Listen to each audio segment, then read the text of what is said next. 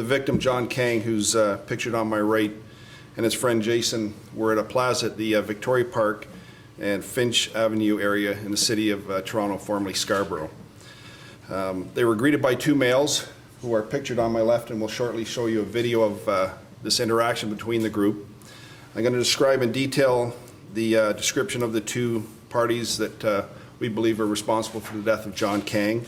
The first one is male black. He's 18 to 19 years old, 165 centimeters, 55 kilogram in weight. He's got a light complexion, short hair, a narrow nose. He's got a narrow chiseled chin, and you'll note that he's wearing a light colored New Era baseball cap. He's got a very large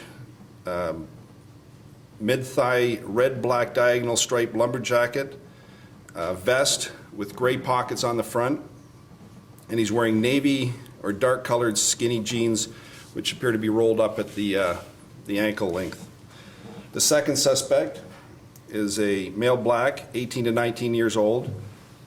He's 180 centimeters. He's got a skinny build, dark complexion.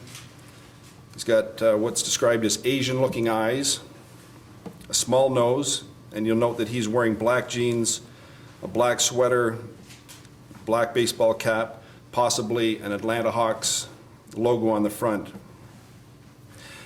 You'll note when we play the video, the victim and his friend are met by these two suspects.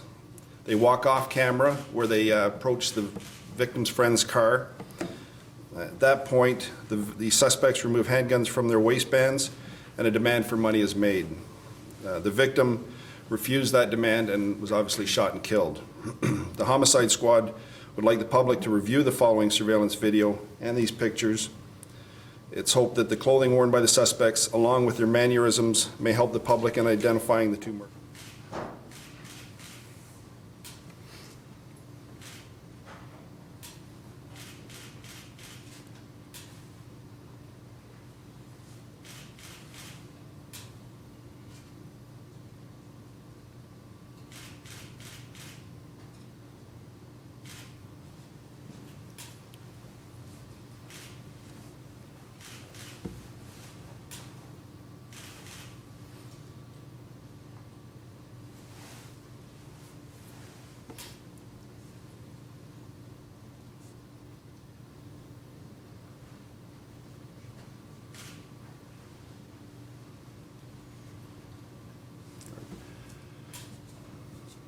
So you'll note that it's a fairly well-lit area. The male closest to me right now with the white ball cap is the person we describe as suspect 1.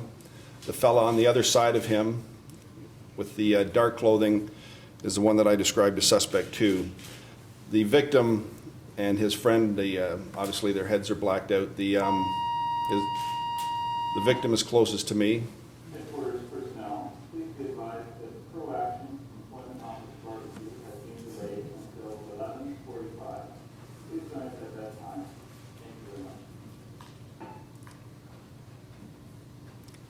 They're negotiating. Both victim and the witness are talking with the suspects at this point, as you can see. Shortly, they're going to walk off to the right of the camera, which is the middle of the parking lot where the murder we believe took place. You'll note there's a lot of cars in the parking lot. One in particular is backing out of a spot. There's a white panel van there. These people are all close to from all the parties as well as where the murder took place. So once again, we're appealing to the public.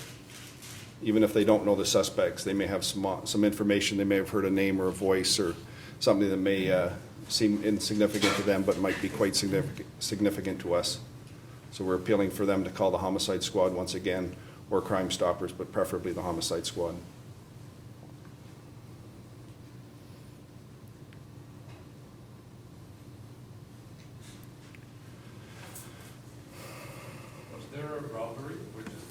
There was a demand. There was a demand for money made, we believe. So that's the robbery is that transaction. Did they meet, was there a pre-planned meeting with these two suspects, or was it a happenstance? We're not going to release any detailed information about that right now. We're just, we're trying to key on the descriptors of the parties that are involved, and that's what we're trying to make public, and that's what we're seeking assistance for. So we won't see the gun here. When they walk off camera, that's when the gun comes into play? Correct, correct. Now, when the suspect greets the victim, they touch fists. Yes. As they know each other. What do you make of that? What does it mean? We haven't made, you know, generally people introduce themselves by shaking hands or dapping or whatever the street lingo for that is. Whether they're friends or they're, that's just how they introduce themselves. We're not sure how that plays in yet. Was anything stolen? That we're not going to release yet. Some speculation is about this is a drug deals were involved. Can you comment on that? There's, you know, several angles that we're going to look at. That's obviously one of them. It could be street robbery, but we're keeping all the avenues open. You notice they walk off, followed within seconds by the victim in his case. Specifically, somebody that knows these people will know their mannerisms, how they talk, how they're standing, and their clothing is somebody may have crossed them earlier. They may have been in a bank, you know, a restaurant or something. Somebody may have recognized them from school. So, but the mannerisms, they all seem to have the little guy talks with his hands quite a bit. The taller feller stands back. So we're just, somebody that knows them will be able to identify them. And if, you know, if they don't feel comfortable calling us directly, certainly Crime Stoppers is an option.